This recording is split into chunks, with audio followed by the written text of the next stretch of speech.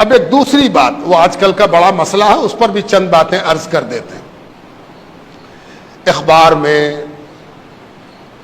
Electronic media میں، social media پر ایک بات بہت گشت کر رہی ہے کہ سرکار یونیفارم سول کوڈ کی بات کر رہی ہے۔ یونیفارم سول کوڈ، یہ کیا چیز ہے بھائی؟ مسلمان کے بہت بڑے طبقے میں ایک پریشانی اور ہیجان لوگوں نے پیدا کر دیا کہ ہے کیا ہوگا، کیسے ہوگا؟ تو پہلے تو یہ سمجھنا چاہیے کہ جو لوگ یہ سب کام آج کل کر رہے ہیں وہ اپنے دیش کے لیے بہت ایماندار نہیں ہیں، بڑی ایمانداری اور سچائی کے ساتھ یہ کام نہیں ہو رہا ہے۔ آج کل جو بھی کام دیش میں کیا جاتا ہے وہ صرف اور صرف راجنیتک لابھ لینے کے لیے کیا جاتا ہے، سیاسی فائدہ۔ کیسے ہم کسی کام سے سیاسی فائدہ اٹھا سکیں، یہ پہلا مقصود ہوتا ہے۔ دکھایا جاتا ہے کہ ہم عوام کے بھلے کے لیے کر رہے ہیں، لیکن یہ سیکنڈری بات ہوتی ہے۔ کیوں ہم ایسا کر رہے ہیں یہ بھی جان لیجیے۔ کوئی یہ کہے کہ یونیفارم سول کوڈ کے مطلب یہ ہے کہ ہندوستان میں رہنے والے سب لوگوں کے لیے قانون ایک ہوگا، تو مجھے تو بڑی ہنسی آتی ہے کہ کیا آج دو ہے؟ ہم مقدمہ کریں گے تو میرا کوٹ الگ ہے، کوئی غیر مسلم ہم پر مقدمہ کرے گا تو اس کا کوٹ الگ ہے، مسلمان کے لیے قانون الگ ہے، ہندو کے لیے قانون الگ ہے، عیسائی کے لیے قانون الگ ہے۔ کیا بات کر رہے ہو بھائی؟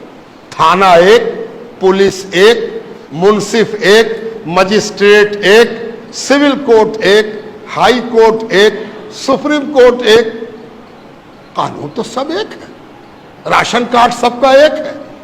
ہم اگر جا کے لائن لگاویں اپنے کنٹرول میں تو کیا مسلمان دیکھ کے کارڈ دوسرا بنے گا؟ ٹیکہ پڑا ابھی کووڈ-19 کا، کووڈ-19 کے نتیجے میں لوگ مرے تو دھرم دیکھ کے نہ کوئی مرا اور دھرم دیکھ کے نہ اس کو ٹیکہ پڑا۔ پورے ہندوستان میں رہنے والے تمام بھارت واسیوں کے لیے ایک قانون ہے، ایک بات ہے۔ لیکن ایک بات یاد رکھیے، آپ تو سب مسلمان ہیں۔ کوئی آپ کے گھر پر گیا تھا کہ سب لوگ گول ٹوپی پہن کے آئی ہو، ہے نا؟ کوئی گول پہن کے آیا، کوئی پلے والی پہن کے آیا، کوئی اونچی پہن کے آیا، کوئی نیچی پہن کے آیا۔ اس کا تعلق قانون سے نہیں ہے، اس کا تعلق آپ کی ذاتی پسند سے ہے۔ آپ کی ذاتی پسند ہے کہ ہم گول ٹوپی پہنے، آپ نے گول پہنا، کون آپ کو روک دے گا؟ اگر روکتا ہے کوئی تو اس کے مطلب یہ ہے کہ اس کا دماغ کھسک گیا ہے نا؟ جیسی ٹوپی پہننا آپ پہنی، یہ آپ کی پسند ہے۔ یہ ہنگامہ مچا دینا کہ یونیفارم سول کوڈ یہ ایسا ہے کہ سب کو ایک کر دیا جائے گا، یہ دراصل دو مقصد سے کیا گیا۔ اس مقصد کو جان لیجیے۔ پہلا مقصد یہ ہے کہ آپ بے چین ہو جائیے، گھبرا جائیے، کیا ہوگا، کیسے ہوگا، کیا کریں بھائی، بولو جلدی سے ہم کیا کریں۔ تو کچھ لوگ لگ جائیں گے کہ ایسے موبائل پر میسج کرو، ایسے فلانا کرو، یہاں پر جمع ہو جاؤ، یہاں پر لیٹ جاؤ، یہاں پر کھڑے ہو جاؤ، یہاں پر یہ بولو۔ یہ سب پریشان کرنے کی ایک صورت ہے۔ دوسرا مقصد کیا ہے؟ کسی کو خوش کیا جائے کہ ان لوگوں کو بہت کچھ مل رہا تھا، ہم ہی ہیں جو ان کا کاٹ رہے ہیں، ہم ہی ہیں جو ان کو ہم بے چین کیے ہوئے ہیں، ان کو ہم پریشان کیے ہوئے ہیں، ان کو پریشان کرنے والے ہم ہی نہ ہیں۔ تو دوسرا آدمی اکٹھا ہو گیا، سارے لوگ گلوبلائز ہو گئے، پولرائز ہو گئے کہ ارے یہ تو بہت اچھا کر رہا، مسلمان لوگ کو بہت فائدہ تھا، بہت بینیفٹ تھا، ہے نا؟ اگر کوئی پوچھ دے کہ مسلمانوں کو کیا فائدہ تھا تو سب سے پہلی چیز یہ بتائی گئی کہ مسلمان 4 شادی کر سکتا تھا۔ 4 شادی، جانتے ہو مسلمان 4 شادی الاؤ ہے، اس کو 4 شادی کرے گا، ہے نا؟ یہ ایک ہوا بنائی گئی، یہ ایک ماحول بنایا گیا، ہے نا؟ اور اس ماحول میں کبھی بھی سچائی سے واسطہ نہیں پڑا کہ یہاں پر ہزاروں مسلمان جمع ہیں، ذرا پوچھ تو دیجئے کہ کتنے آدمی نے 4 شادی کیا ہے، کتنے نے 2 شادی کیا ہے۔ یہ جو پروپیگنڈا ہے، یہ جو کہا جائے کہ نیگیٹو ایٹیچیوڈ ہے مسلمانوں کے بارے میں، یہ فضول باتیں، یہ محمل باتیں، ان سب چیزوں کو اس طرح سے بڑھایا جا رہا، اور دونوں بڑھا رہے ہیں۔ قانون لانے والا کہہ رہا ہے کہ ہم 4 شادی تو کرے نہیں دیں گے، اور ادھر سے بھی ایک گروپ کھڑا ہوگا کہ نہیں کہے کرے دو گے ہم کو، یہ تو میرا حق ہے، ہم کر کے رہیں گے۔ آپ بڑے بیدار مغز، سمجھدار، جانکار لوگ ہیں، ہم آپ کو بڑی سنجیدگی کے ساتھ یہ باتیں سمجھا رہے ہیں۔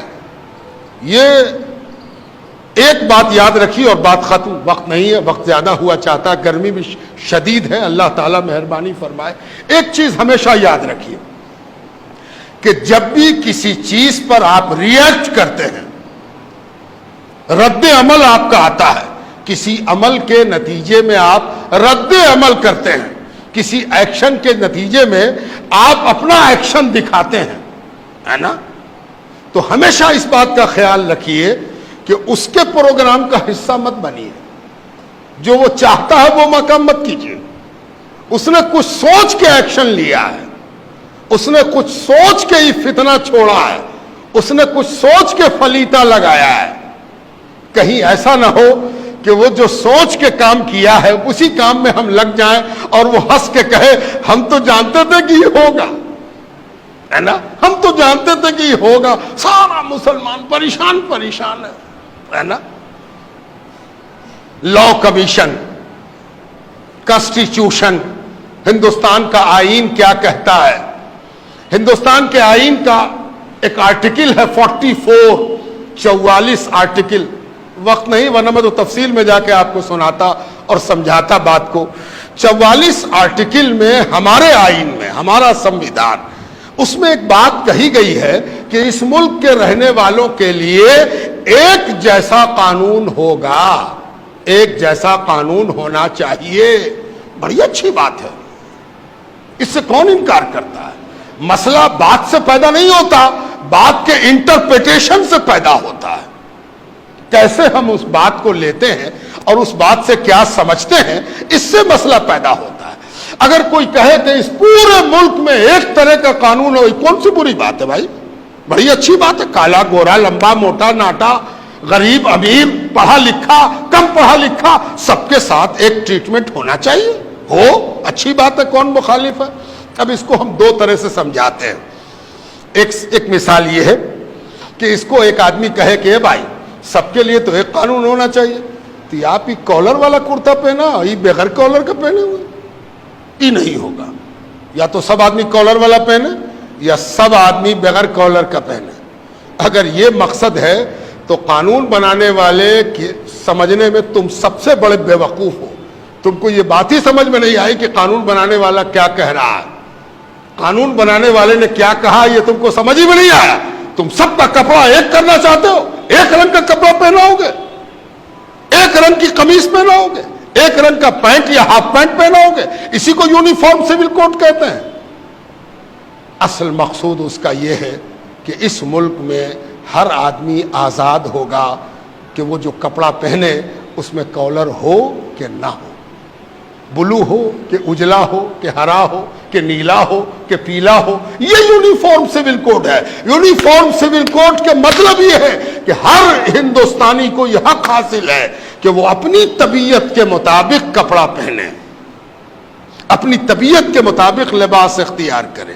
حیرت کی بات ہے کہ اس ملک میں جہاں ہر 4 کوس پر بولی بدل جاتی ہے اور ہر 4 کوس پر پرتھا بدل جاتی ہے، رسم بدل جاتا ہے، رواج بدل جاتا ہے، ٹریڈیشن بدل جاتا ہے، وہاں یونیفارم سول کوڈ کی بات اگر کی جا رہی ہے تو آپ ہی کیوں پریشان ہیں؟ سب لوگ پریشان ہوں گے، جب ہوں گے تو دیکھا جائے گا، ہے نا؟ مسلمان سب سے پہلے کیوں پریشان ہو جائے؟ مسلمان ہی سب سے پہلے لائن کیوں لگا دے؟ یہ بڑی غلطی ہے، بڑا قصور ہے جو آج ہماری سو کالڈ رہبری، سو کالڈ رہنمائی، so called leaders, Muslim leaders جو اپنے آپ کو مسلم لیڈر کہتے ہیں، وہ مسلمانوں کو جھونک رہے ہیں کہ سب سے پہلے تم کھڑے ہو جاؤ، جبکہ سب سے پہلے تو وہ کھڑا ہوگا جس کا ٹریڈیشن ہر تھوڑی دیر پر بدلتا رہتا ہے۔ یہاں کون ہے جو ایک طرح کا ہو؟ बिहार में छठ होता है, बिहार से बाहर छठ करने वाला छठ नहीं करता, जो बिहारी नहीं है वो छठ जानता भी नहीं। पता नहीं कितने किस्म का कैलेंडर है उनके यहां भी पूजा के अलग अलग अंदाज हैं, साउथ और नॉर्थ। आप दक्षिण में चले जाइए, दक्षिण का खाना पीना, पहनना, ओढ़ना, बोलना, चालना, हंसना, रोना सब अलग है। उत्तर आइए, सब अलग है। तो इनको भी तो फिक्र होगी, आप ही क्यों फिक्रमंद हो? आप रुको, ठहरो, आप बढ़ने दो दूसरे को आगे, और दूसरे लोग आगे बढ़े। आसाम का ट्रेडिशन अलग, गुजरात का ट्रेडिशन अलग, एक दाहिने हाथ में एक बाएं हाथ में। तो पहले, और एक बात और है, किसी चीज पर रिएक्ट करने के लिए, रद्द अमल देने के लिए, किसी चीज पर तनकीद करने के लिए वो चीज सामने होनी चाहिए। अभी तो यह भी पता नहीं है कि कॉमन सिविल कोड का नेचर क्या होगा, कैसा कानून होगा। यह बेमकसद की बात शुरू की गई और सारे तबके को परेशान हाल बना दिया गया। इत्मीनान रहिए, मुतमईन रहिए, अपना रिएक्शन देने में जल्दबाजी मत कीजिए, अपने आप को महफूज रखिए, घबराइए नहीं, ठहरे रहिए। कोई डरने और घबराने की बात नहीं है, इत्मीनान से अपने जगह पर रहिए। वक्त आवेगा, देखा जाएगा कि क्या वो करते हैं, कैसे वो करते हैं। उनके यहाँ भी बहुत से इख्तिलाफात हैं, उन इख्तिलाफात को वो कैसे एक करते हैं और सब मिलके कैसे पाट लेते हैं। जैसे आपके यहाँ विरासत का कानून है, वैसे ही उनके यहाँ भी विरासत का कानून है। वो भी अपनी विरासत के सिलसिले में अपना कानून रखते हैं। ईसाई का अपना कानून, हिंदुओं का अपना कानून, बौद्धों का अपना कानून, पारसियों का अपना कानून, मुसलमानों का अपना कानून।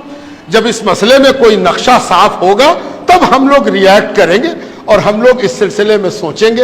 अभी बहुत ज्यादा परेशान होना, अपनी हरारत बढ़ा लेना, अपना बुखार बढ़ा लेना, परेशान होना कि हमको क्या करना है।